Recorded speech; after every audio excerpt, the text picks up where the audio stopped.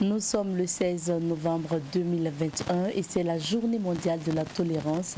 Nous vous invitons à beaucoup de tolérance dans la vie. Alors bonjour à tous fidèles téléspectateurs de Bonjour le Faso. Nous sommes ravis une fois de plus de vous retrouver pour l'émission Bonjour le Faso. Rappelons que cette semaine, nous nous intéressons à la communauté Aoussa de Burkina Faso. À travers la rubrique à la découverte 2, nous allons vous faire découvrir l'histoire, la culture des Aoussa du Burkina. Ça sera dans un instant avec nos témoignages de ce jour. Aujourd'hui, la revue de presse est présentée par Rachida Sadzongo que nous allons retrouver tout à l'heure. Et comme invité du jour, nous recevrons M. Aruna Sinon. Il est gestionnaire des programmes du RENLAC, le réseau national de lutte anticorruption. Rappelons que ce réseau a publié son rapport 2020 sur l'état de la corruption au Burkina Faso. Nous en parlerons tout à l'heure avec notre invité de ce jour. C'est mardi et la chronique du jour, c'est la chronique Un œil sur la société. Avec Serge Youssef Ouedraogo, nous nous intéressons aujourd'hui à l'affichage anarchique. Justement, dans la ville de Ouagadougou, comment nous remarquons justement ces affiches au niveau de Ouagadougou? Nous en parlerons avec Serge Youssef Ouedraogo dans la deuxième partie de cette émission. En attendant, nous partons tout de suite et maintenant à la découverte de la communauté Aoussa de Burkina.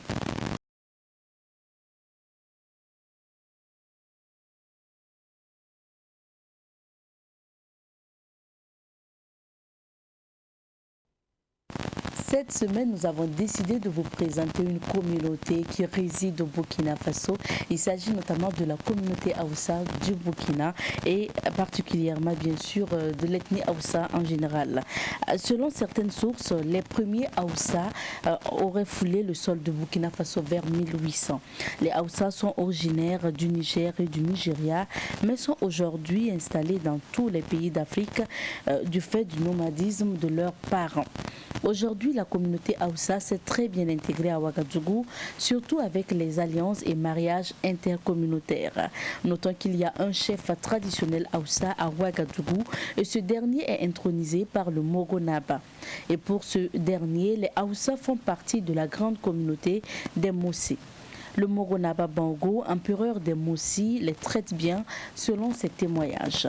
Aujourd'hui, je vous invite à écouter le Zangwenaba, c'est le chef Aoussa donc de Ouagadougou, qui nous parle bien sûr de leur vécu, de la vie et de l'intégration des Aoussa au sein de Ouagadougou et au sein du Burkina Faso. Nous suivons. Mamja Ouagadougou Zangwenaba, Mam Bizoro Zuga. Je suis le Zangwenaba de Ouagadougou, chef de Aoussa. J'ai été intronisé il y a près de 18 ans.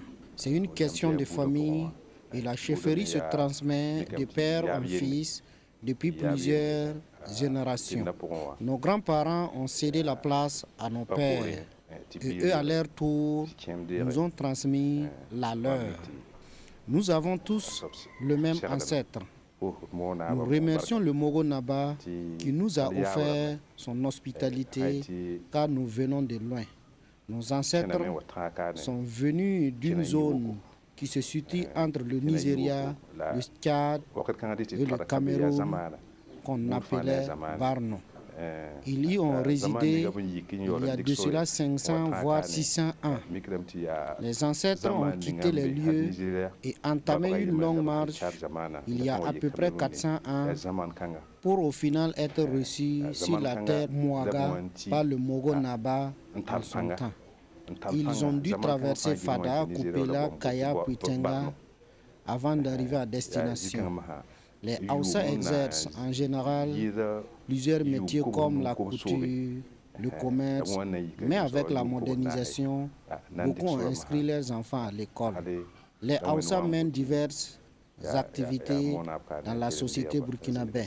Cependant, l'activité majeure reste le commerce. En ce qui concerne la tradition des Aoussa, nous confectionnons des tenues royales, des tenues pour la nouvelle mariée ou encore pour le chef de famille. Nous fabriquons des accessoires comme les ustensiles de cuisine, comme la calebasse. Nous sommes aussi habilités à habiller les garants de la tradition pour marquer la présence de la chefferie en tout lieu. Nous sommes à présent les enfants d'une même communauté, car la cohabitation avec les Mossé ne date pas de maintenant. C'est une question de génération, car nos ancêtres nous ont cohabité ensemble sans aucun problème. Nous avons l'obligation de faire perdurer cette bonne entente. Le Zango Naba est intronisé par le Moro Naba, car nous sommes dans sa juridiction.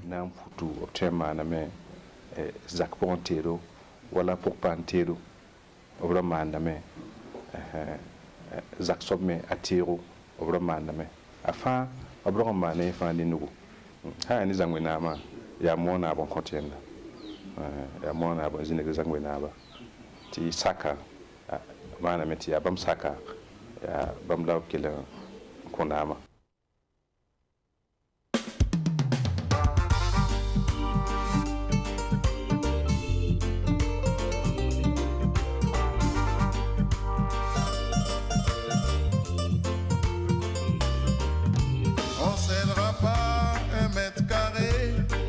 Notre territoire à qui que ce soit, on se battra et on vaincra. Nous sommes les enfants des Sankara.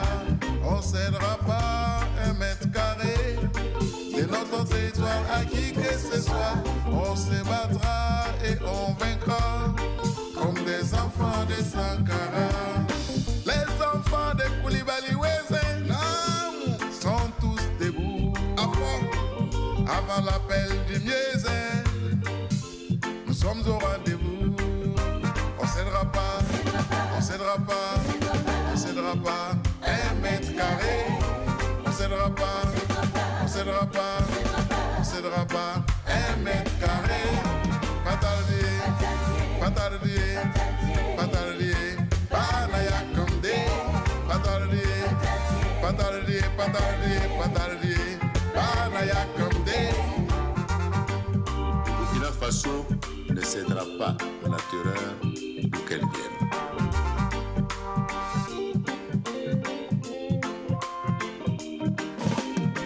Est-ce que le terrorisme est pire que le colonialisme? Nos ancêtres ont mis fin à son cynisme. Il rêvait en 1932 un impérialisme, disloquer la haute volta, partager à ses voisins. Mon ava commis qui elle sait, tirer te blesse sur mon voisin. Patardi, patardi, patardi, Banaya Kamde. Patardi, patardi, patardi, patardi, Banaya Kamde. On cédera pas, on cédera pas, on cédera pas 1 mètre carré. On cédera pas, on cédera pas, on cédera pas, on cédera pas 1 mètre carré.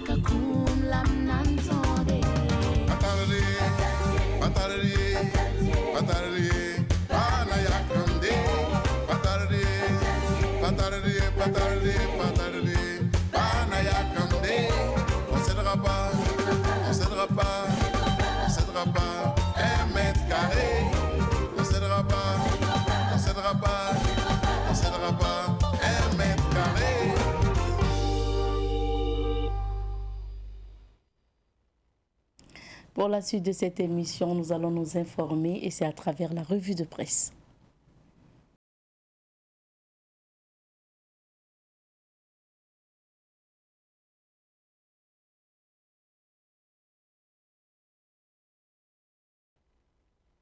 Nous sommes à nouveau avec Rachid Assad Zongo. Bonjour Rachid et bienvenue. Merci Abzeta, bonjour à toi et bonjour à ceux qui nous suivent. Alors, nous débutons par quel journal aujourd'hui? On entame la lecture de la une des journaux de la place avec Le Quotidien. Le Quotidien, à sa une, à la page 8, c'est une interview accordée au sieur Omar Razak Tapsoba, notamment pour ce qui est des attaques terroristes au Burkina, qui confie, je cite pour vous, « Le problème est tellement crucial que le président lui-même a perdu le goût de vivre ». Voilà, ce sont les propos de Omar Razak Tapsoba, et pour en savoir davantage, la page 8 vous invite. Toujours avec le même journal, attaque terroriste à Inata, 28 soldats et 4 civils tués, 2 nationales de 72 heures.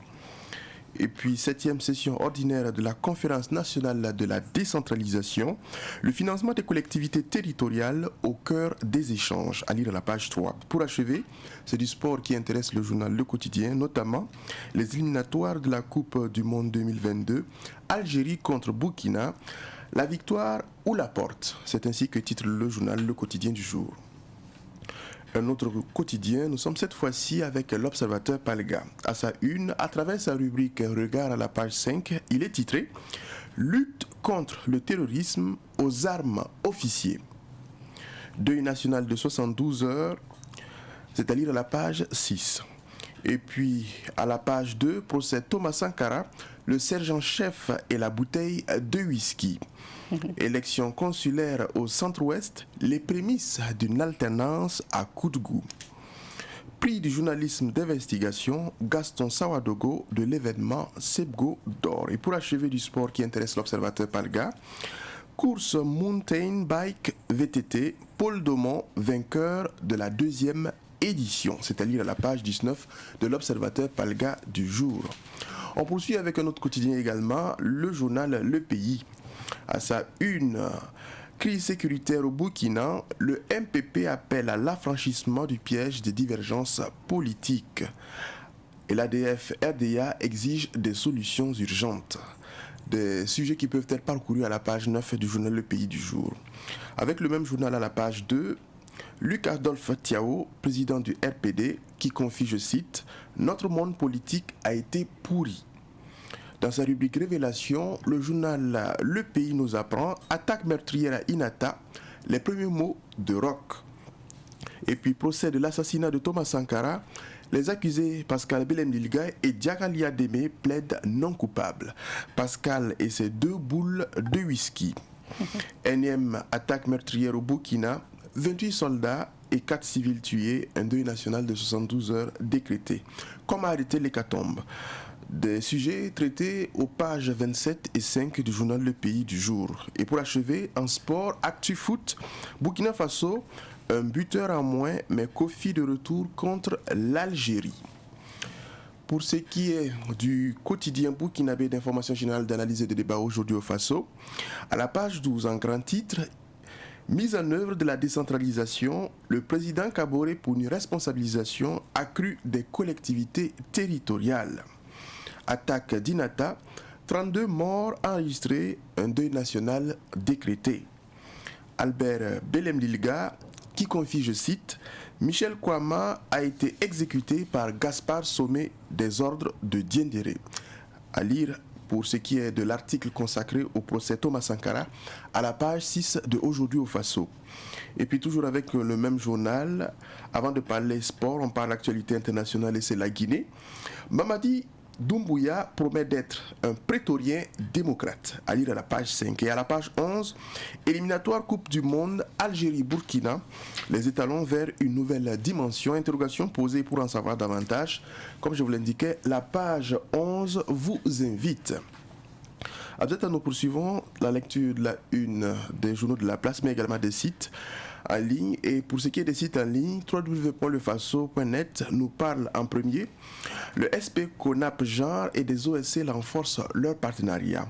Vétérinaires sans frontières lance un projet humanitaire pour l'Afrique de l'Ouest. Au Conseil pour le dialogue social, les conseillers en session à Ouagadougou pour donner l'orientation des 3 prochaines années. Croix-Rouge burkinabé, 60 ans d'adhésion aux conventions de Genève. Insécurité au Burkina, l'armée détruit des refuges de terroristes. Procès Thomas Sankara et compagnons, la partie civile tente de manger son piment dans la bouche de l'accusé Albert, oppose Maître Mamadou Koulibaly pour achever Coupe d'Afrique des Nations, le trophée en escale au Burkina. Peut-être un autre site, www.foacat.net. Ce site revient sur, on va dire, une info sécuritaire. Plusieurs refuges de terroristes détruits.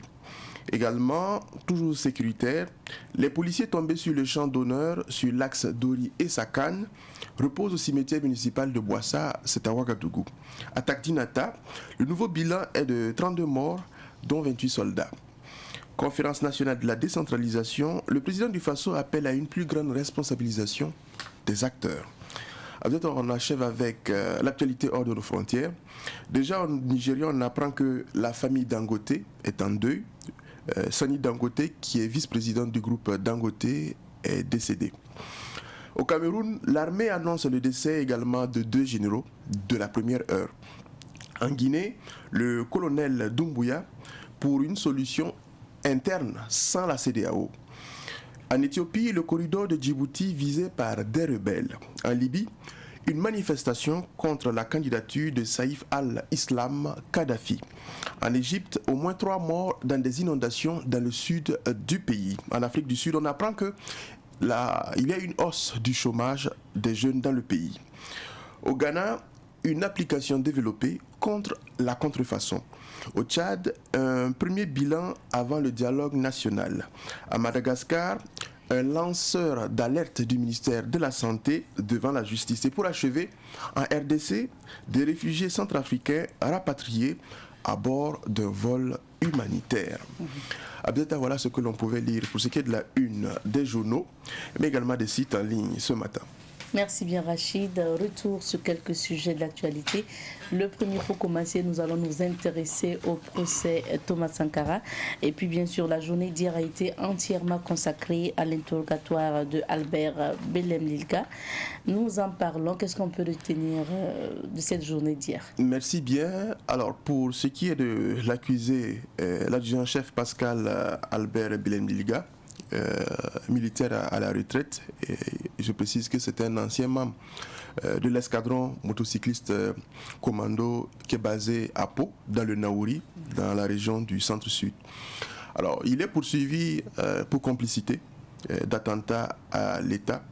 Et à l'époque des faits, il était sergent en service au niveau de l'escadron motocycliste commando de Pau. Il a pris sa retraite donc en qualité d'adjudant-chef. L'intéressé, il faut le dire, a plaidé non coupable à la barre. Et il a indiqué n'avoir pas participé au coup d'État de 1987. Et il a déclaré qu'il se trouvait au terrain de volley-ball pour une compétition quelconque quand les armes ont commencé à crépiter du côté du Conseil de l'Entente. Et selon ses propos, il s'est couché au sol lorsqu'il a entendu les détonations avant de regagner plus tard son unité sous la recommandation de son chef. Il a donc, on va dire, nié les faits qui lui sont reprochés et a affirmé qu'il n'a exécuté qu'une mission de reconnaissance pour ce qui est de la date du 15 octobre. Et c'est en rejoignant, on va dire, son unité, ses camarades, qu'il a appris en route, donc en chemin, par Gaspard Sommet, que Thomas Sankara avait été justement tué. Alors, il faut dire qu'après l'interrogatoire du parquet militaire qui, dans sa démarche, a opposé également l'accusé à des, on va dire, des propos extraits des procès-verbaux d'audition devant le juge d'instruction et qui sont en contradiction avec ceux lâchés à la barre. La partie civile a aussi soulevé des éléments à charge de Albert Belem-Lilga. Là-dessus, maître Ambroise Farama, après, on va dire, une série de questions, a conclu que l'accusé a participé bel et bien à des actions, notamment des arrestations, voilà, dans le contrôle de la force d'intervention du ministère de l'administration territoriale et de la sécurité, en son temps FIMAT, voilà, qui devait, on va dire, contribuer a consolidé la prise du pouvoir en son temps. Et le tribunal militaire, pour en tout cas, on va dire, ces commentaires-là, cet interrogatoire-là, va apprécier, voilà ce qu'on peut dire, hein, va apprécier pour ce qui a été donné comme élément d'information. Alors, une chose se veut affirmative pour ce qui est en tout cas de cet interrogatoire. On pense qu'on avance progressivement dans ce procès. Aujourd'hui débute, on va dire, l'interrogatoire pratiquement des témoins. Et on attend en tout cas d'en savoir davantage. Pour ce qu'en tout cas on a entendu hier, je pense qu'il y a assez d'éléments qui peuvent justement nous conduire à arriver à une certaine vérité. Donc on attend toujours la suite des événements, la suite de ce qui sera justement confié comme élément d'information pour justement permettre, comme je l'ai dit, d'en savoir davantage. Bien sûr, des informations que nous allons vous communiquer, vous partager avec vous en tout cas dans nos sessions d'information. Rachid, deuxième actualité, hier également les acteurs de la décentralisation étaient en session et justement qu'est-ce qu'on peut retenir de cette rencontre? Merci. Déjà pour cette rencontre, ce qu'il faut retenir à travers même la thématique qui est titrée, si je ne m'abuse, financement des collectivités territoriales, clé de voûte de succès de la décentralisation. Alors, c'est, on va dire, sur ce thème-là que s'est tenue la 7e session de la conférence nationale de la décentralisation, en abrégé CONAD. Il faut dire que le thème a pour fond de réflexion la problématique liée au financement des collectivités territoriales. C'est vrai qu'il y a des référentiels qui ont été adoptés en la matière. Ces référentiels-là ont défini une vision à l'horizon, on va dire 2040, qui est des collectivités bien sûr performantes. Alors pour concrétiser, on va dire cette stratégie décennale de la décentralisation là, il a été élaboré et assorti un plan quinquennal qui court pour 2018-2022. Mais après un bilan, il s'est avéré que pratiquement ce plan-là n'a pas été concrètement efficace. Voilà. Les résultats en tout cas ne sont pas, on va dire, reluisants. Les effets escomptés ne sont pas appréciables. Et la cause, et ce qui a été avancé par le président du FASO, qui était à la rencontre, cela est lié aux contraintes budgétaires, aussi peut-être, ou du moins également liées aux spécificités, aux spécificités locales et aux défis à la fois sécuritaires mais également sanitaires. C'est pourquoi il a été soumis aux acteurs de la décentralisation un plan quinquennal qui prend en compte maintenant 2022 et 2026. On pourra dire que dans le fond, l'idée en tout cas de soumettre aux acteurs ce nouveau plan quinquennal-là répond en tout cas, on va dire, à la problématique, notamment pour ce qui est des questions financières, mais aussi tenant compte des défis, notamment sécuritaires et sanitaires. Et parlant justement des défis sécuritaires, on pense que la question devra être davantage creusée parce qu'on n'est pas sans savoir que, parlant de décentralisation, parlant de collectivités territoriales, au jour d'aujourd'hui, nous avons des collectivités territoriales qui sont inactives, voilà, pour cause d'insécurité. Des collectivités territoriales qu'on ne pourrait encore considérer comme collectivités territoriales parce qu'il n'y a pas d'administration. Voilà. Donc il faut nécessairement, je pense, pour ce qui est en tout cas de la réflexion, prendre en compte ces aspects-là pour que ce nouveau plan quinquennal-là n'échoue pas comme l'ancien plan quinquennal. Donc là-dessus, on espère que les réflexions entre les acteurs de la décentralisation vont permettre d'avoir en tout cas des stratégies qui vont permettre d'atteindre des résultats plus probants que pour ce qui est de l'ancien plan. D'accord. Et pour terminer, Rachid, nous terminons par cette information. Le Burkina est en deuil, donc un deuil de 72 heures a été décrété. Tout à fait. Un deuil de 72 heures a été décrété, cela en lien avec l'attaque d'Inata. Et les dernières nouvelles que nous avons ne sont pas reluisantes. Des nouvelles qui nous font état de 28 soldats qui ont été tués et 4 civils également. Alors, c'est juste, on va dire, il n'y a pas grand commentaire à faire, c'est juste inviter, on va dire, les uns et les autres à véritablement la retenue en cette période de 72 heures. Il faudrait vraiment que l'on communie ensemble cette circonstance douloureuse et que on continue justement, certes, nos activités, mais en nous mettant en tête que nous ne sommes pas justement en période de gaieté, nous ne sommes pas en période d'effervescence. Voilà, on doit communier ensemble. Merci bien Rachid. Merci Abzeta et bonne suite en compagnie de tes téléspectateurs. Merci. Je t'invite à rester avec moi pour voir ce que Dame Nature a prévu pour nous aujourd'hui dans ces quelques vides d'affaires.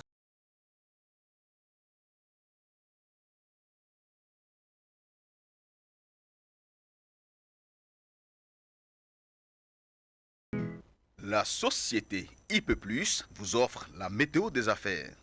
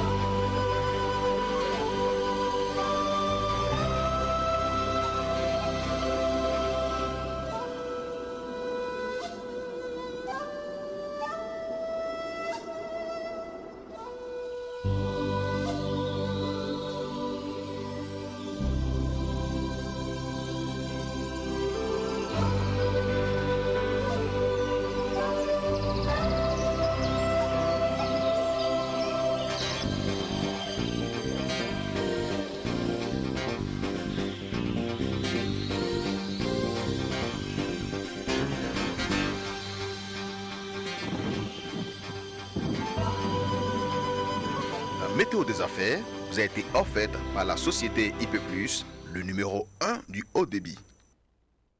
Le RENLAC a publié son rapport sur l'état de la corruption au Burkina Faso, le rapport 2020. Nous en parlons aujourd'hui avec notre invité de ce jour que nous retrouvons juste après.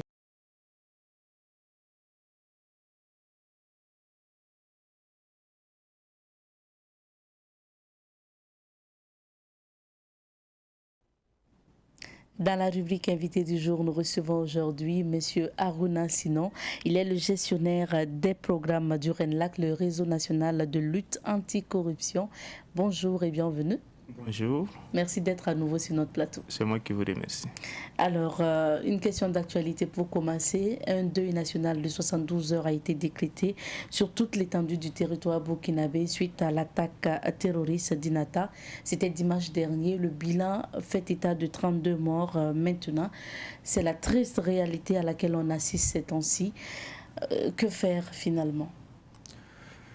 Ok, merci. Je voudrais m'associer à toutes ces personnes qui ont en tout cas porté leur voix pour soutenir les familles, pour présenter également leurs condoléances aux familles qui ont été, qui sont dans la douleur, et dire que bon, c'est une situation que nous vivons depuis 6 ans, et c'est malheureux que jusqu'à présent on ne voit pas que nous arrivons en tout cas à poser des actes qui puissent convaincre que nous sommes en train de prendre le dessus sur la situation. Et c'est ça véritablement qui est très inquiétant.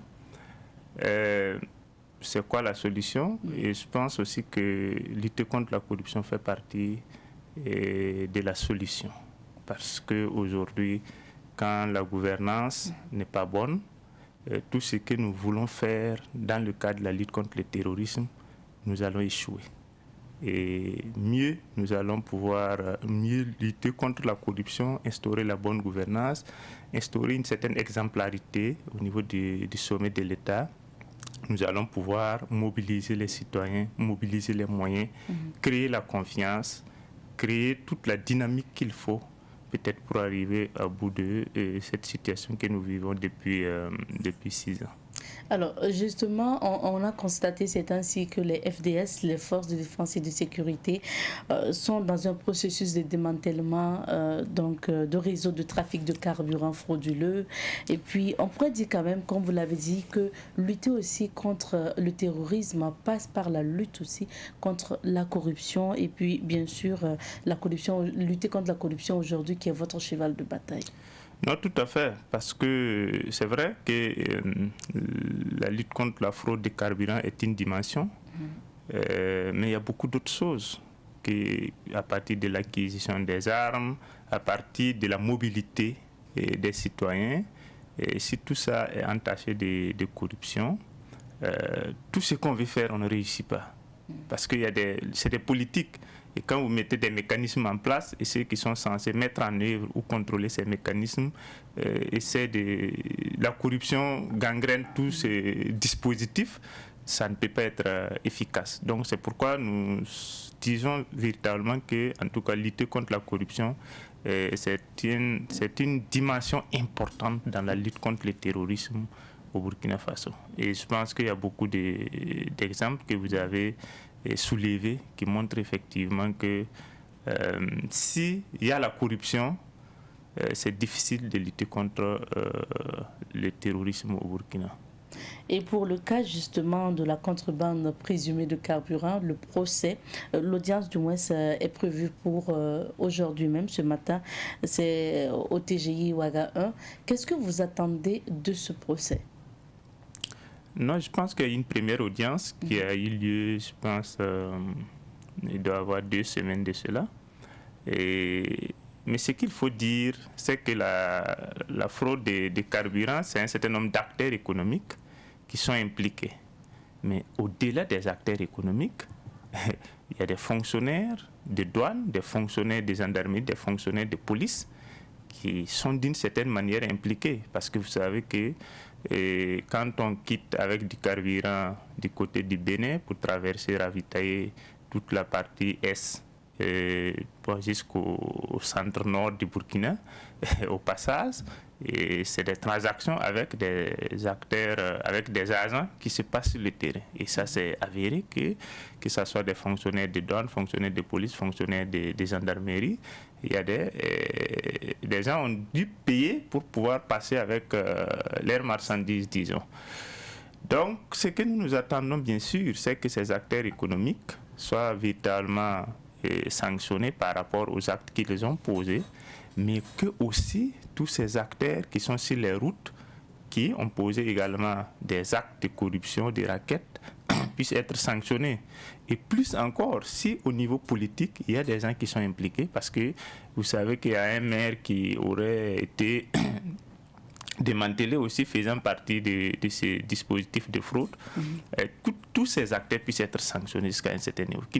On ne se contente pas seulement de sanctionner peut-être les acteurs économiques, pas seulement les agents de police, de douane et des gendarmeries, mais aussi même si au niveau politique, il y a des gens qui sont impliqués, qui sont complices, et qu'ils puissent être sanctionnés. Parce que ce n'est pas un phénomène nouveau, c'est un phénomène vieux, que les gens étaient au courant. Vous pouvez même, je sais qu'il y a des journaux de la place qui ont documenté ces pratiques, surtout au niveau de l'Est.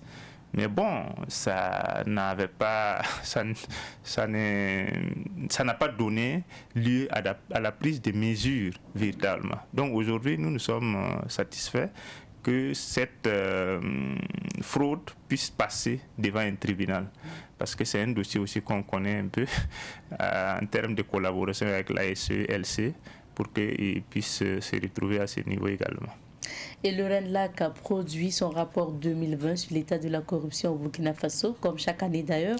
Et est-ce qu'on peut revenir un peu sur le mode de sondage du RENLAC avant de parler du classement?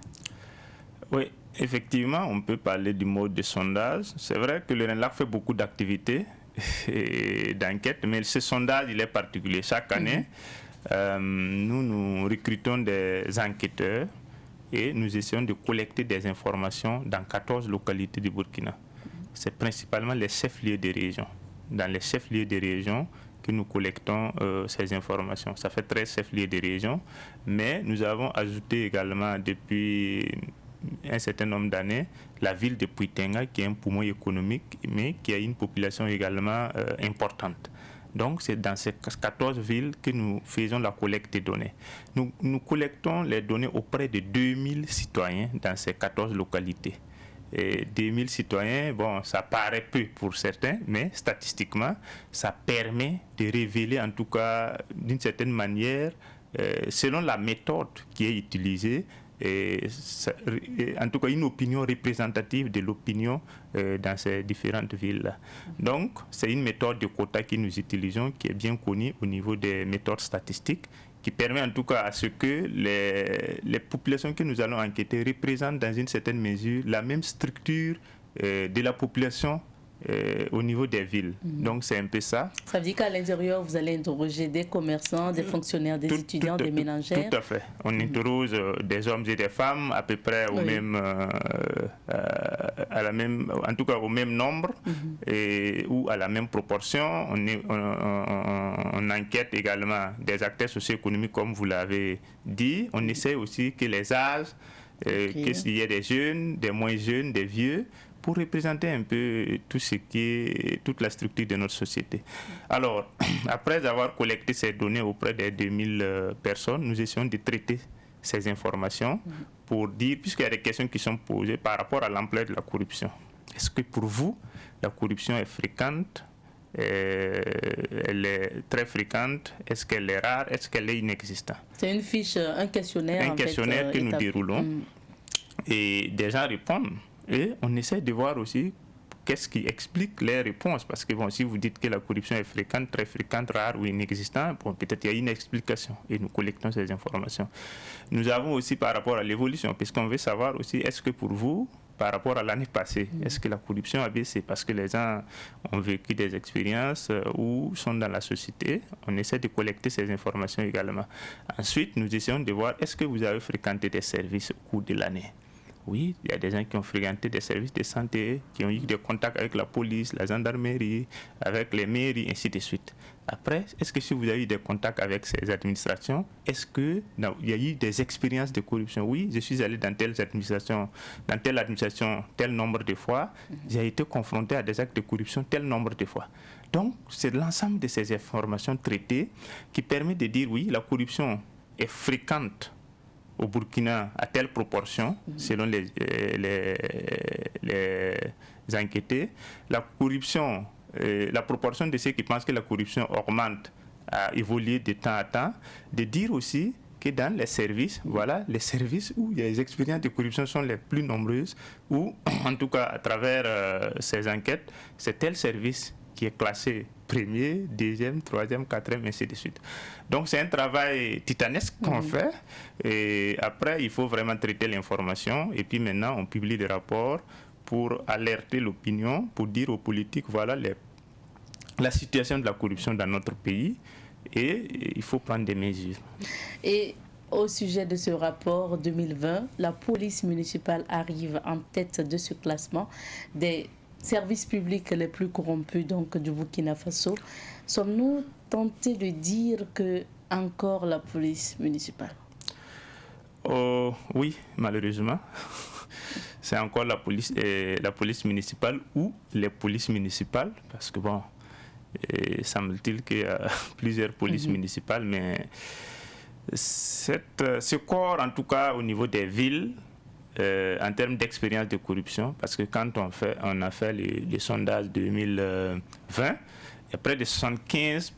En fait, on essaie d'évaluer les contacts, ceux qu'on a enquêtés et les contacts où il y a eu, les contacts entachés de corruption, et on a jusqu'à un taux de 75%.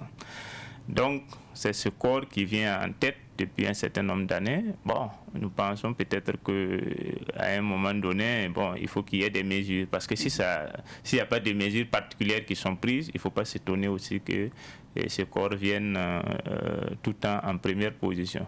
Et cette année, vous allez remarquer que la police nationale vient en deuxième position. C'est-à-dire que c'est les mêmes contrôles. Que ce soit la police nationale, la police municipale, les contrôles sur les routes, c'est véritablement entassé de corruption. Et puis après la police municipale, la police nationale, vous l'avez dit, puis la douane, on parle de contrôle encore, ensuite la DGTTM, la gendarmerie nationale. En gros, ce qu'on remarque aussi, c'est que ce sont des services qui collaborent directement avec les populations. Est-ce que ce n'est pas ça aussi qui fait que la corruption est plus accentuée au niveau de ces services? Non, c'est évident que quand vous êtes un service qui n'a pas de contact avec les populations, on ne peut pas avoir des expériences de corruption en sondant la population. C'est des services qui sont fréquentés par les populations, c'est des services où des agents ont des contacts avec les populations. Mais si ces contacts sont entachés de corruption, c'est sûr que vous allez apparaître dans le classement. Donc, quand vous regardez ceux qui font le contrôle, et sur les 5, il y en a 4. La police municipale premier, la police nationale deuxième, c'est voilà, la douane troisième, et puis la gendarmerie quatrième et cinquième. Vous voyez que sur les 5, c'est des structures qui contrôlent. Et je pense que si vous suivez les commerçants, ils vous diront que bon, c'est la réalité. Si vous prenez l'axe pour quitter le Burkina, que ce soit les postes de police, les postes de gendarmerie, les postes de douane, il faut payer. Et c'est connu.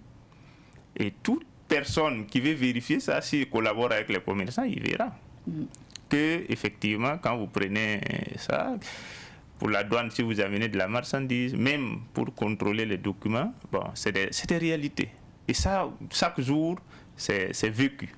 Maintenant, au niveau de la Direction générale des transports terrestres et maritimes, ça c'est connu, que ça soit, puisque c'est eux qui délivrent les cartes grises. Et si vous partez là-bas aussi, vous allez voir que c'est pas facile. Et c'est eux également qui font les permis de conduire. Et c'est des opportunités de corruption également ne manquent pas à ce niveau. Au niveau de la police, vous l'avez dit, c'est lors des contrôles forcément, la douane au niveau des frontières, la DGTTM, l'établissement de cartes grises, de permis de conduire. Alors, ce sont des cas auxquels nous assistons depuis des années. Mais pourquoi ça ne change pas justement? Non, bon, nous aussi on s'interroge, mais est-ce qu'on a fait quelque chose pour que ça change? C'est ça la question. Pour le moment, on n'a pas véritablement perçu qu'il y a un engagement, qu'on veut vraiment changer les choses. Vous savez, depuis 2016, on avait fait un travail sur le terrain. Et là, indépendamment du rapport, on avait même déployé des enquêteurs qui avaient fait des simulations sur les routes, prendre l'axe Ouaga jusqu'à la sortie Côte d'Ivoire, sortie Mali, sortie Niger. Bon, on a essayé de collecter les informations avec des expériences précises, les heures et puis les lieux. On avait transmis un rapport au ministère de la Sécurité à l'époque qui était en charge de la sécurité, qui était Simo Compaoré. On a eu une rencontre. Après, on a mis en place la police des polices. Mais jusqu'à présent, bon, vous voyez que le travail de la police des polices n'a pas encore abouti à ce que ces gens d'actes disparaissent sur le terrain. Récemment, vous avez vu qu'il y a des policiers municipaux qui ont été traduits en justice. Ils ont pu s'en tirer avec des sursis, mais c'est la réalité comme ça. Et s'ils le font au niveau de la police nationale, au niveau de la gendarmerie, ils verront que bon, c'est des réalités. Peut-être que quand on va véritablement prendre des mesures sur les axes routiers, et on va pouvoir lutter contre changer les choses. Parce que vos collègues ont suffisamment documenté. Avant, on écrivait, à un moment donné, même, il y a eu des reportages vidéo où c'est flagrant. Et vous avez vu surtout avec ce cas de fermeture des frontières. C'est ce que je voulais en venir. C'est-à-dire l'année 2020, puisque la collecte des données a été faite en 2020. L'année 2020, il y a eu des éléments, il y a des aspects importants. C'est-à-dire que quand on a pris des mesures par rapport à la Covid-19, il y a eu des mesures de restriction qui ont été prises. La fermeture des frontières, en temps il faut porter des masques, il y a eu même des contrôles de température, il y a eu la mise en quarantaine d'un certain nombre de villes. Bon. Et tous ces mécanismes, pour les contourner, les gens ont fait. Il y a eu de la corruption, ça crée des opportunités de corruption. Et jusqu'à présent, au niveau des frontières, il est évident que les gens traversent. Et quand on connaît Côte d'Ivoire, Burkina, on imagine comment c'est possible que les gens ne traversent pas. Mais comme les autres savent que les gens traversent, ben, quand ils traversent, tu payes quelque chose et puis tu passes. Donc, c'est une réalité bien connue et peut-être que c'est maintenant qu'il faut ouvrir les frontières. Est-ce qu'aujourd'hui, il ne faut pas aussi attirer l'attention des populations? Parce que quand on parle de corruption aussi, c'est à deux niveaux. C'est parce qu'il y a eu quelqu'un qui propose quelque chose à l'agent de service public que justement il y a corruption. Aujourd'hui, on a des Burkinabés qui ont tendance toujours, quand ils ont un problème avec la police ou quand on saisit leurs marchandises, qui ont tendance toujours à proposer quelque chose pour pouvoir contourner le problème ou éviter le problème tout de suite. Les populations aussi ont ça dans la tête. Oui, c'est juste. J'ai participé à une tribune où quelqu'un effectivement a parlé du fait que la population aussi propose. Mais il y a des gens qui ont témoigné, des expériences qui montrent que souvent même on t'incite. Même ceux qui, c'est vrai que de manière générale, il y a beaucoup qui proposent, mais ceux qui ne veulent pas proposer, on les incite à proposer. On te dit non, si tu ne payes pas, si on amène ta moto de l'autre côté, tu vas faire tel temps, tu vas payer tel montant. Bon, ça veut dire qu'en fait... on t'explique tes difficultés. Les difficultés que tu vas vivre si tu refuses de payer sur place. Et effectivement, il y a des témoignages des gens. Ça, c'est un aspect. Mais l'autre aspect, c'est que, vous voyez, on ne peut pas mettre nos forces de police qui sont censées contrôler les populations au même niveau que les populations. Vous voyez, le fait tricolore ou les documents qu'on doit avoir, les citoyens doivent respecter le feu. Et si le policier est dehors, c'est pour que si les citoyens ne respectent pas le feu, qu'ils puissent être sanctionnés. Donc, vous voyez que celui qui a une infraction, c'est le policier qui doit veiller à ce qu'il puisse respecter le feu. Donc, il doit payer au cas où il ne respecte pas le feu. Mais si le policier lui-même accepte aussi, accepte la corruption, la proposition, vous voyez que ça pose problème. Alors que c'est lui son rôle. C'est son rôle, c'est le rôle du policier. Donc, c'est le policier qui doit faire en sorte que les populations... C'est le travail de la police qui doit faire en sorte que la population se discipline par rapport à cela. C'est-à-dire les mesures qu'on prend, c'est le travail de la police qui doit amener la population à les respecter. Donc, si la police accepte la corruption, ça veut dire que tout ce qu'on va mettre en place comme mesure, ça ne va pas marcher. Aujourd'hui, les Burkinabés n'ont pas encore atteint, on va dire quoi, ce sens de patriotisme ou de bon sens qui puisse leur permettre de ne même pas tenter la corruption, ou sinon même quand le policier demande, vous propose par exemple une situation ou une solution qui va vous faciliter les choses, vous dites non, je vais suivre les voies normales. Non, c'est juste... Aujourd'hui, on n'a pas des populations qui ont atteint. Non, il y a beaucoup de gens qui le font. Il y a beaucoup de gens qui le font, mais il faut aussi savoir qu'il y aura des gens qui vont proposer des choses à la police. Et plus la police aussi va avoir des mesures coercitives, ça va aider à amener ces populations dans les rangs. Je vous donne, il y a des gens qui refusent et qui vivent le calvaire. Nous avons reçu récemment un qui est venu de la zone de Koloko. Il nous explique que lui, il est parti dans cette localité et il revenait avec un car qui, bon, généralement, c'est des cars qui prennent c'est des dîners qui prennent des passagers venant du Mali. Mais lui n'a pas traversé la frontière. Ils arrivent à un poste de contrôle, on dit que tout le monde doit payer. Lui, il dit que lui n'a pas traversé la frontière, donc il ne va pas payer. On l'a fait attendre là-bas jusqu'à minuit. On a fait décharger ses bagages, et puis il est resté là-bas jusqu'à minuit. Le fait d'avoir refusé de payer.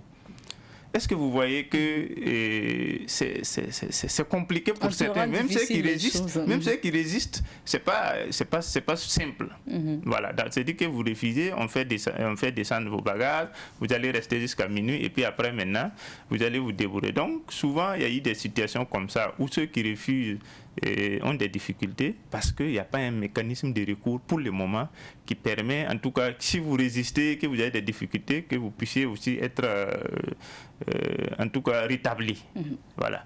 Donc, l'un dans l'autre, je pense qu'on travaille davantage, c'est les activités de sensibilisation pour faire en sorte que la population refuse, comme vous l'avez dit, et aussi que la population dénonce, mais que lorsqu'il y a des dénonciations, qu'il puisse y avoir des mesures coercitives aussi, des mesures contre les policiers qui s'adonnent à ces genres de pratiques ou qui, si des gens refusent, les met dans des situations également peu honorables. Ce qui est reproché souvent au RENLAC, c'est de ne pas s'intéresser ou de ne pas s'attaquer à la grande corruption au niveau, par exemple, de la présidence, au niveau du Premier ministère ou des institutions. Pourquoi? Est-ce que c'est difficile justement de faire des sondages dans ces grandes institutions ou à la présidence? Non, ce n'est pas difficile de faire des sondages. Mais vous savez que est-ce qu'il n'y a pas d'usager de la présidence auprès de qui vous allez faire des sondages en tant que tel, pour avoir des expériences de corruption. Mais je pense que la presse révèle suffisamment d'informations sur ces cas de corruption. Le RENLAC dénonce. On ne peut pas dire que le RENLAC ne fait rien au niveau de la grande corruption. Vous savez que nous avons déposé une plainte contre Jean-Claude Bouda par rapport au délit d'apparence. Ça, c'est pas la petite corruption. Nous sommes dans le dossier charbon fin. Nous nous battons dans le dossier charbon fin. Nous avons même déposé une plainte parce qu'on estime que les salaires des ministres sont des salaires illégaux. On en parle dans le rapport. Et bien d'autres dossiers que nous dénonçons. Avec les marchés publics. Oui, que nous dénonçons, nous portons plainte. Mais ce qu'il faut se dire que le RENLAC aussi ne peut pas tout faire. Voilà, le RENLAC essaie de contribuer, de dénoncer. On n'a pas de pouvoir pour aller attraper un ministre, le mettre en prison. Vous voyez. Donc, nous essayons de faire ce travail de sondage, de collecte d'informations pour, je dirais, les agents publics. Mais nous avons aussi des actions, y compris des actions judiciaires à l'encontre des autorités qui posent des actes de corruption également. Donc je ne suis pas d'avis que le RENLAC ne s'intéresse que la petite corruption. Non, on s'intéresse également à la grande corruption, mais il faut dire que l'environnement est fait en sorte que vous voyez, quand vous avez une plainte contre un ministre, il y a des avocats qui sont là, et puis bon, il y a une justice qui doit s'occuper du dossier. Donc il y a d'autres acteurs aussi qui sont impliqués et qui font en sorte que ça ne dépend pas seulement que du RENLAC.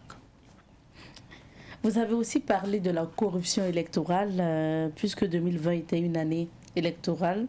Donc, à ce propos, le MPP arrive en tête, suivi du CDP, ensuite de l'UPC. Et c'est comme si, justement, cette corruption a impacté les résultats après les élections, surtout quand on voit la configuration au niveau de l'Assemblée nationale. Oui, bien sûr. Il faut dire qu'il y a deux méthodes différentes que le RENLAC a utilisées pour avoir des informations relativement aux élections. Et je disais tantôt que 2020, il y a des éléments importants.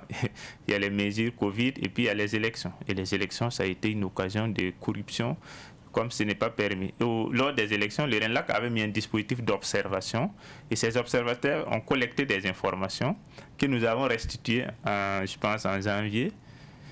Et il ressortait clairement les mêmes résultats. Ça, c'est les collectes d'informations au niveau de nos observateurs. Mais en plus de ça, lors du sondage, il y a des questions relatives au cas de corruption électorale. Et ça nous a donné les mêmes tendances. Et c'est ça encore qui nous donne que voilà, le MPP, l'IPC, et les MPP, le CDP et puis l'IPC viennent en tête des expériences de corruption au niveau électoral. Bon, on dit plus tu fais la corruption, plus tu as des voix. En fait, c'est un peu ça. Et c'est ce qui est malheureux. Parce que si ce sont ces pratiques qui amènent des gens à l'Assemblée nationale, qui amènent des gens à la présidence du FASO, qui amènent des gens dans les mairies, bon, quand ils vont gouverner, c'est sûr que cette gouvernance sera également une gouvernance entachée de corruption. Est-ce qu'on peut revenir sur vos recommandations dans ce rapport 2020? Oui, on a plusieurs recommandations dans ce rapport 2020, mais pour nous, la première recommandation, c'est qu'il faut inscrire vraiment la lutte contre la corruption comme une grande priorité au Burkina. Et comme au début, on en parlait, tout ce qu'on veut faire, tant qu'il y a la corruption, on ne va pas réussir. Parce que c'est les politiques publiques, les mécanismes qu'on va mettre en place, là, ça ne va pas marcher. Donc pour nous, il faut vraiment qu'on inscrive ça comme une priorité, qu'on mette beaucoup d'actions de lutte contre la corruption, qu'il y ait une certaine exemplarité au niveau des autorités. Parce que c'est ça aussi qui est important. Parce qu'on ne peut pas dire aux gens de faire ceci ou cela. Et au niveau des autorités, comme certains le disent, le poisson pourrit par la tête. Et si la tête, en tout cas, se met en mouvement, c'est sûr que la suite aussi, il y aura une suite par rapport à cela.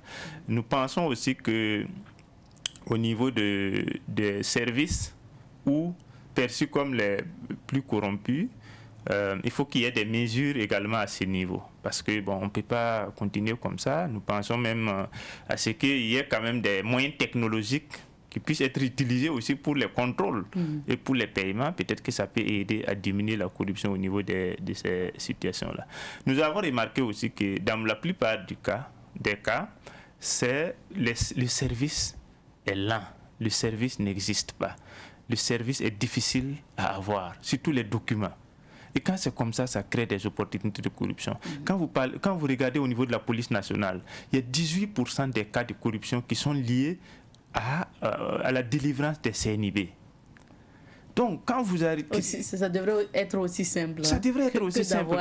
Oui, une CNIB, il faut aller, si tu refuses de payer les 5 000 francs pour avoir en un jour, en 2 jours, ou bien que ce soit le policier même qui t'appelle pour te donner directement dans un carrefour la CNIB, ben, tu vas poireauter. Et ça, c'est ça la réalité. Donc, il faut que ça soit accessible. Quand vous partez à la DGTTM, pour pouvoir faire, que ce soit pour renouveler votre permis ou bien pour avoir votre carte grise, mais vous allez souffrir. Donc, ces difficultés-là, ces services doivent être plus accessibles. Que ce soit dans les mairies également, que ce soit les actes d'état civil, ça doit être plus accessible, facilement accessible. Et ça va aider à réduire les opportunités de corruption. Donc c'est un aspect également important. Maintenant pour nous aussi, nous pensons qu'aujourd'hui il y a un certain nombre d'acteurs, les lanceurs d'alerte, les activistes, qui font un travail merveilleux qu'il faut protéger. Il faut protéger tous ces acteurs qui dénoncent la corruption. Parce que maintenant quand on dénonce des cas, même si les réseaux sociaux, au lieu de voir l'acte qui est dénoncé là, qui est grave là, on vient voir que la manière de dénoncer là, c'est ça qui est grave. Non. Quand des soldats n'ont pas leur prime, quand les soldats n'ont pas à manger, c'est ça qui est plus grave. Ceux qui ont posé des actes en rapport avec ça, c'est ceux qu'il faut sanctionner. Et non pas ceux qui ont porté l'information publiquement. Donc, c'est des aspects importants pour nous. Il faut protéger ces acteurs-là. Voilà, bon, il y a plusieurs recommandations. Mais... Merci en tout cas, parce que notre temps d'entretien s'est terminé. Vous voulez me dire que mon temps est terminé. Oui, merci à vous d'être passé. Et puis voilà, on souhaite encore bonne suite à ce rapport. Nous supposons qu'après la publication, vous allez certainement faire des rencontres pour essayer de mettre en œuvre vos recommandations. Merci beaucoup. Nous avons déjà transmis des exemplaires au gouvernement et nous espérons que des mesures seront prises pour que la corruption recule dans notre pays. Merci. Nous recevions sur ce plateau M. Aruna Sinon. Il est le gestionnaire des programmes du RENDAC, le réseau national de lutte anticorruption. Nous parlions justement du rapport 2020 sur l'état de la corruption au Burkina Faso avec notre invité de ce jour. Notre entretien du jour est terminé. Et pour la suite de cette émission, nous marquons une petite pause musicale, le temps de retrouver Serge Youssef Ouitrago.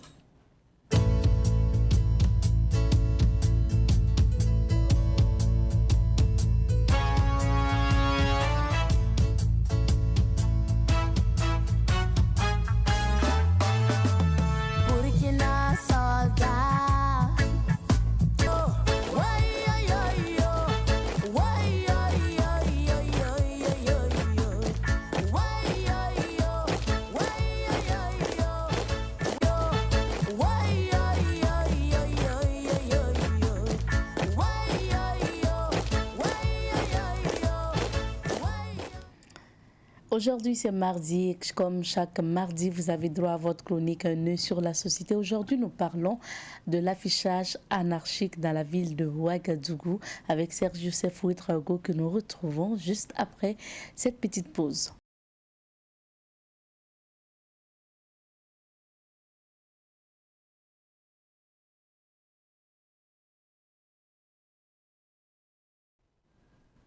Notre chroniqueur de tous les mardis est bien installé sur ce plateau, Serge Youssef Ouedraogo. Bonjour et bienvenue. Oui, bonjour Abzeta.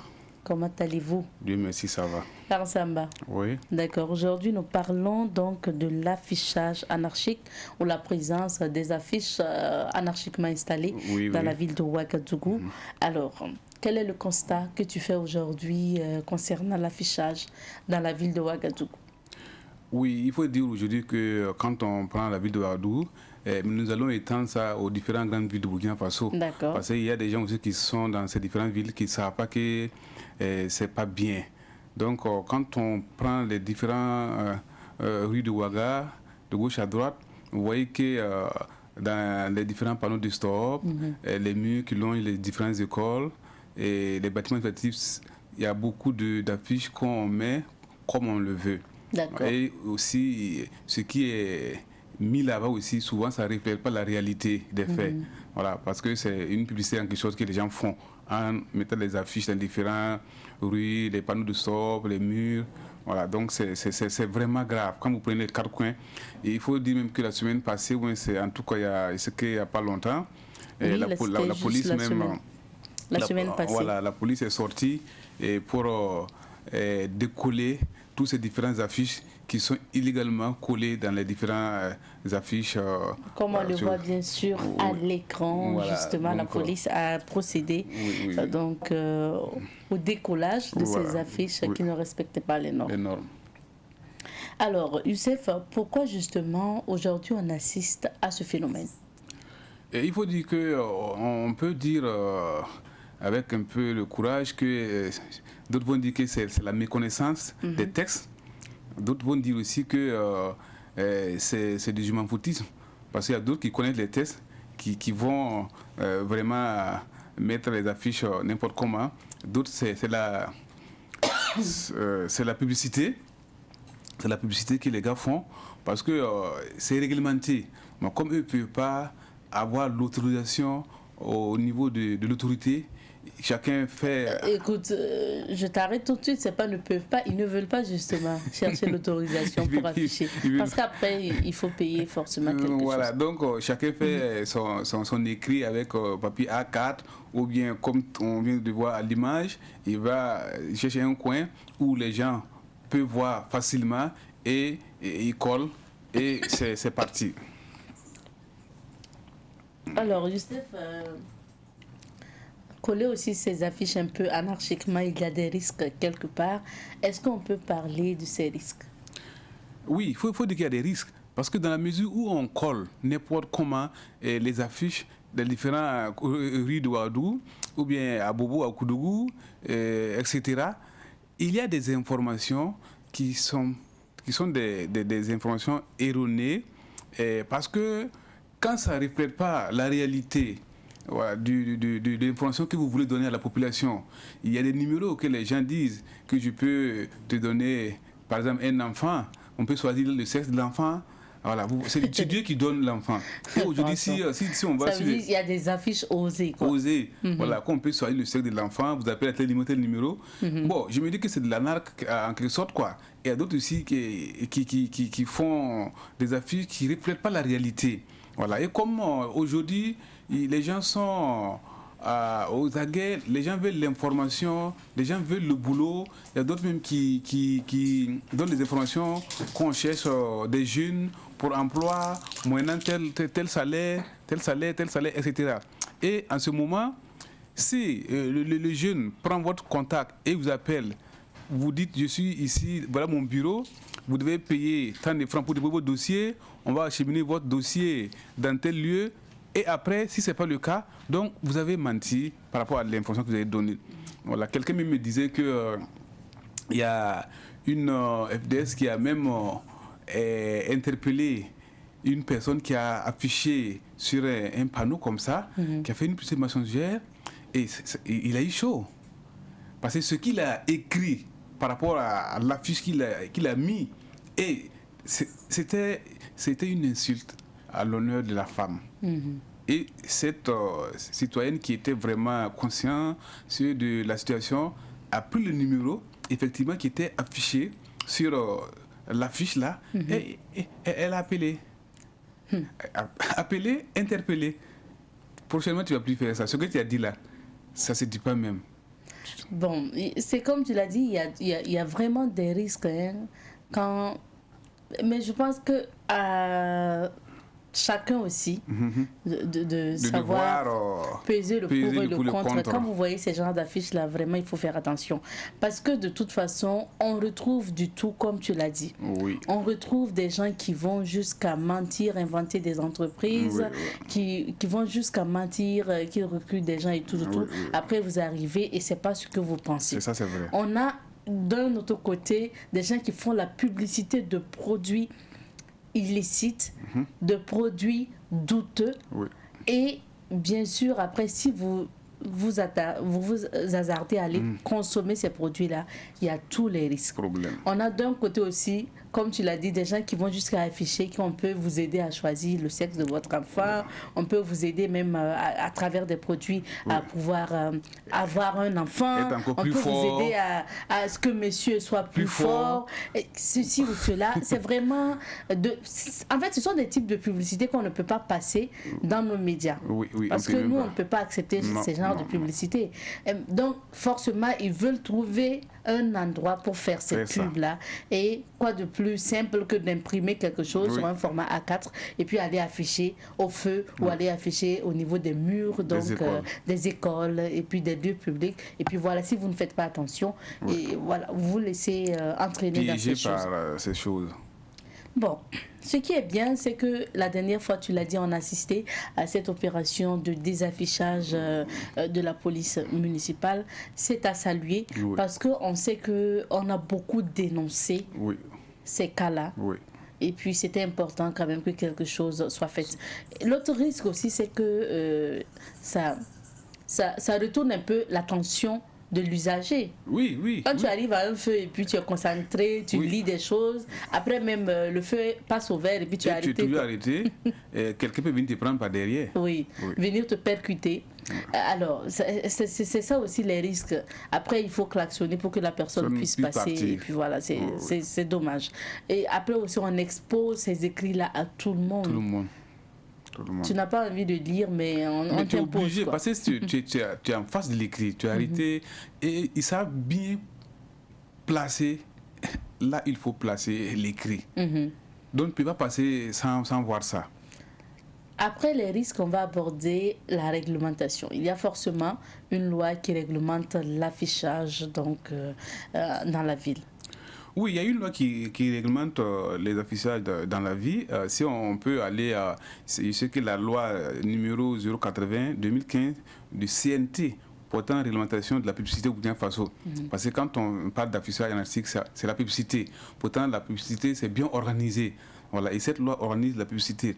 Donc, quand on parle au chapitre 2 de la publicité par l'affichage, à son article 76, il est dit ici que la publicité sur panneau et sur palissade ne peut être autorisée qu'à des emplacements réservés à cet effet et désignés par le maire ou par l'autorité administrative compétente dans des conditions qui sont fixées par arrêté conjoint du ministre en charge des travaux publics, du ministre en charge des transports et du ministre en charge des collectivités territoriales. Donc la publicité sur les panneaux de toute nature exclusivement dévolue aux régies publicitaires. Donc ils ont déjà les lois et ces régimes. Mais comme ces derniers ne peuvent pas entrer, parce que c'est réservé. C'est comme vous levez aujourd'hui. Même si vous avez les moyens, vous ne pouvez pas aller ouvrir une pharmacie. Parce que c'est bien régi. Il y a des normes. Il y a des normes. Donc c'est la même chose qu'ici. Donc ces derniers ne peuvent pas. Donc maintenant ils passent. Alors, ils contournent l'autorité et puis ils font ça. C'est bien que tu lises justement la loi, mais pour revenir justement à cette loi, en français facile, c'est quoi? Pour afficher si vous avez de la publicité à faire ou si vous avez des affiches à coller dans la ville, c'est tout simple. Vous partez à la mairie et puis vous signalez. On va vous dire les normes à suivre parce que eux, ils ont des lieux spécifiques réservés à l'affichage. Donc, ils vont déjà vous faire payer forcément quelque chose et puis après bien sûr on va vous délivrer une autorisation et après vous indiquez même les lieux parce que c'est en fonction à des gens parce que la publicité dans la ville de Ouagadougou c'est à plusieurs niveaux.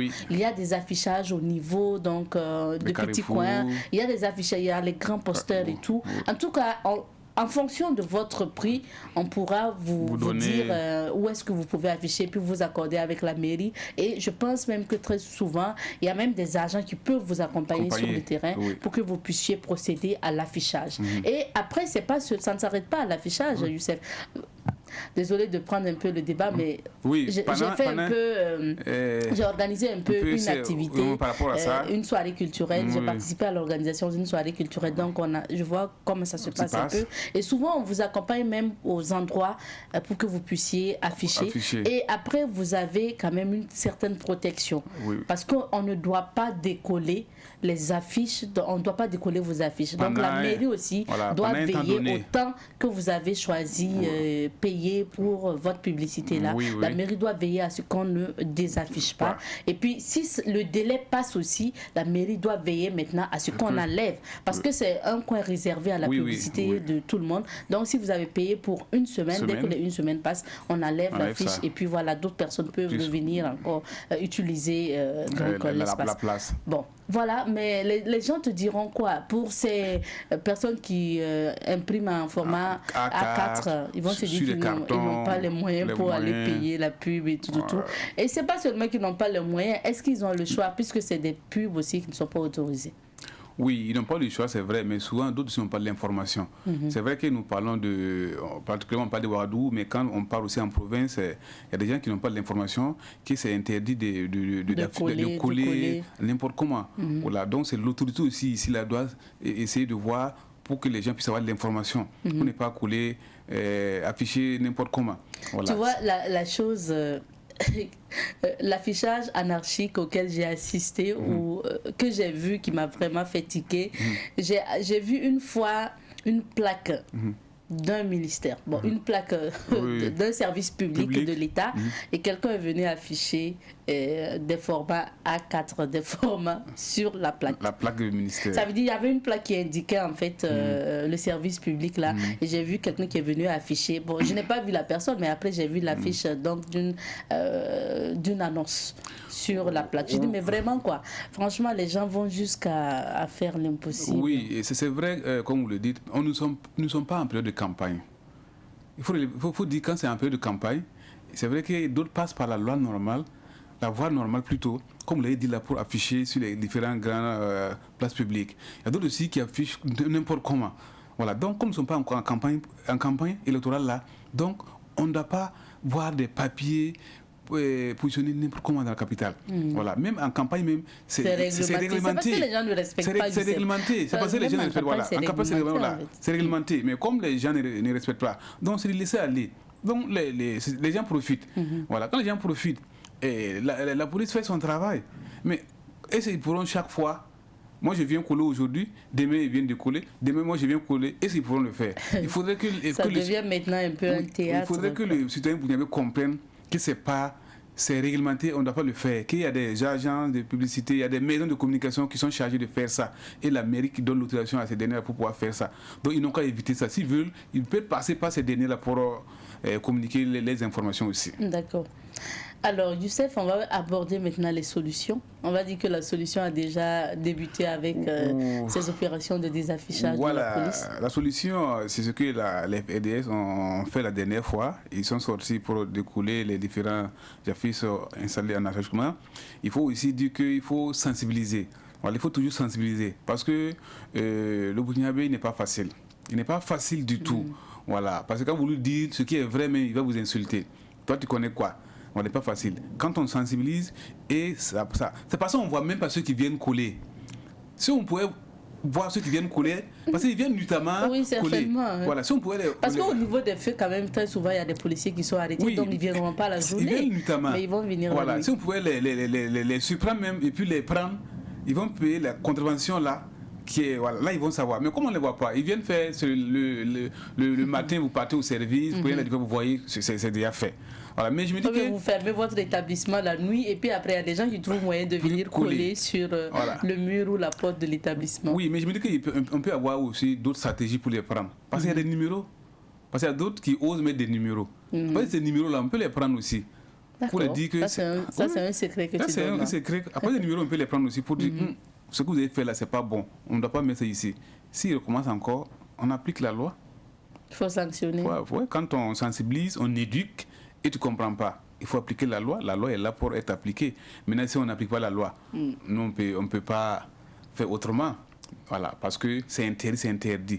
Parce que ce n'est pas normal que dans une ville comme Ouagadougou, comme Boubou, comme Kourou, comme Fada, quand on arrive les différents ruelles, il y a les A4, il y a les cartons. Bon, la ville n'est plus ça aussi, quoi. Voilà. Parce qu'eux-mêmes, ils voyagent. Quand ils voyagent dans les autres pays, c'est comme ça. Ils n'ont qu'à aller coller. Là-bas, on va voir.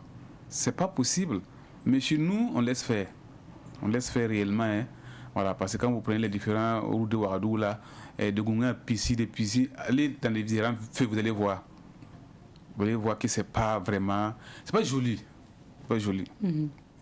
D'accord, Youssef, le message est passé. On ose croire en tout cas qu'aujourd'hui le message est passé. Et puis voilà, avec ces opérations de désaffichage de la police, ça va diminuer un tant soit peu ces affiches anarchiques dans la ville.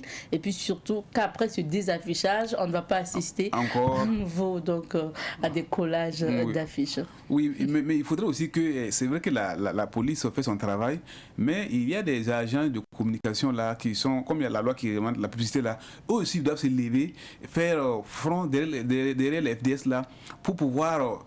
voilà, parce que c'est leur travail. C'est protéger les terrains. Donc voilà, ils doivent aussi essayer d'amener des campagnes de sensibilisation, voilà, par les associations, pour dire aux gens que c'est pas comment c'est comme ça. Parce que c'est les terrains. C'est les terrains, parce que c'est les business aussi. Voilà, il faut protéger ça aussi. Voilà, nous voilà, on ne dit pas pour eux, mais c'est pour les dire aussi que même si l'autorité agit, vous aussi vous devez agir. Parce que si on vient sur votre terrain, ne dites pas que non, battez-vous ici. D'accord. Est-ce qu'avec la complicité de Mariette, on peut revenir sur les images concernant l'affichage anarchique d'informations au niveau de la ville de Ouagadougou? Bon, ça, on a des pancartes et puis voilà. Est-ce qu'on peut continuer avec les autres affiches? Donc, vous voyez. Voilà, ça, c'est la police en train de désafficher quand même ces affiches anarchiques-là. Félicitations à eux. Merci vraiment. Et puis, voilà, c'est toujours dans leur opération. Toujours au feu, hein. Tu vois, il y a, souvent même ça, tu vois, ça cache pratiquement souvent en fait le feu. Ça vous empêche de vous concentrer, ça vous empêche de voir. C'est une opération à saluer. D'accord. Merci bien, Youssef, d'être passé. Et puis à mardi prochain. Si Dieu le veut. Avec un autre thème, bien sûr. Oui. Merci à toi. Alors, nous allons accompagner Youssef musicalement et puis le retrouver, Inch'Allah, mardi prochain avec un autre thème de la chronique, un œil sur la société.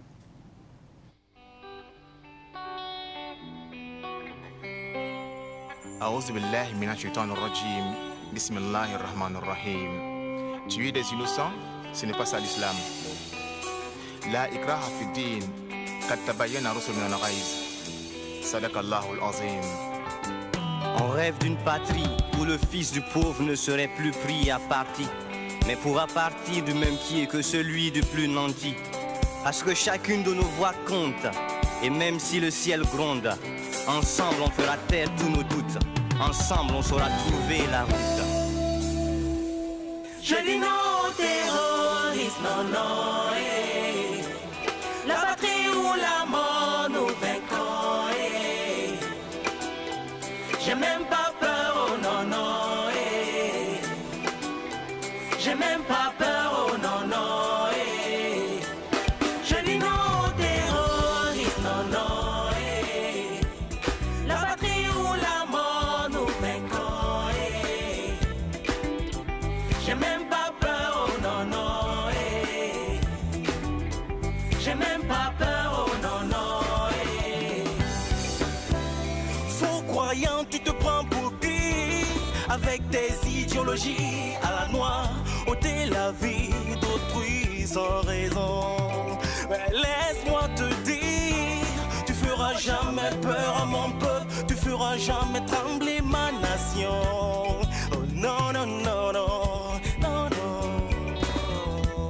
Au nom de qui, au nom de quoi cette antipathie? Dieu est amour, il ne vous cautionnera jamais.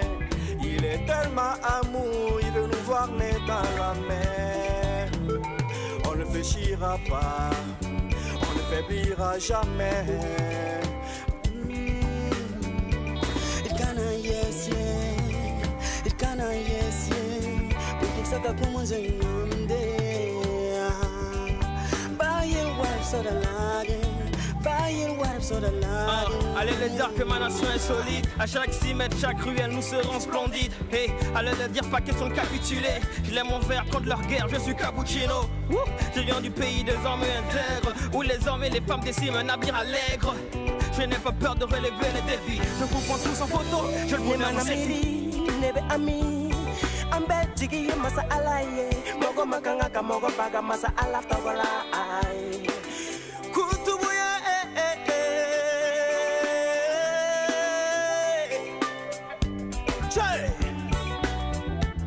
Je dis non aux terroristes, non, non, La patrie ou la mort, nous vaincrons, J'ai même pas peur, oh non, non, J'ai même pas peur, oh non, non, Au nom d'Allah, tu prends une arme et tu tues sans état d'âme. Tu te dis fils d'Allah, mais Allah n'est pas méchant. Fire burn à ces terroristes, fire burn à ces obscurantistes, fire burn à tous ces djihadistes. Fire, fire, fire, fire, fire, fire, fire, fire burn. Je refuse de céder à la terreur. Je refuse de renoncer malgré ma douleur. Je veux briller vers de jours nouveaux, fier de mon identité, le Burkina Faso. Je dis non au terrorisme, non, non, non. Ils sont venus pour nous tuer, chez nous au Faso. Musulmans, chrétiens, animistes, au Faso, on est unis. Et on est unis dans l'amour du prochain. L'amour de Jah, tout le monde dit qu'on est debout.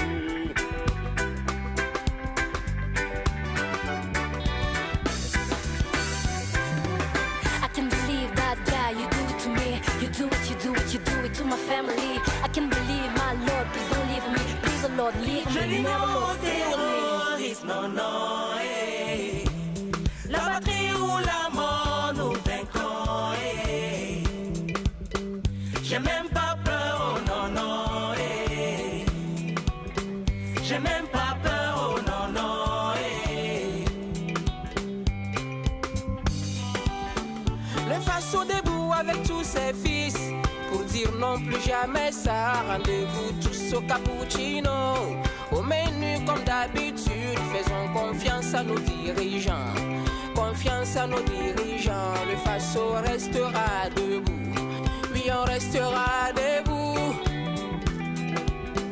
C'est la force de Dieu qui a fait de nous qu'on soit là. Oh, nos cœurs embrouillés, des familles endeuillées par vos folies. Oh, arrêtez ça, oh, laissez nos pays en paix. Oh, arrêtez ça, oh, laissez nos pays en paix. Oh, oh non, non, oh non, non, oh non, non, oh non, non,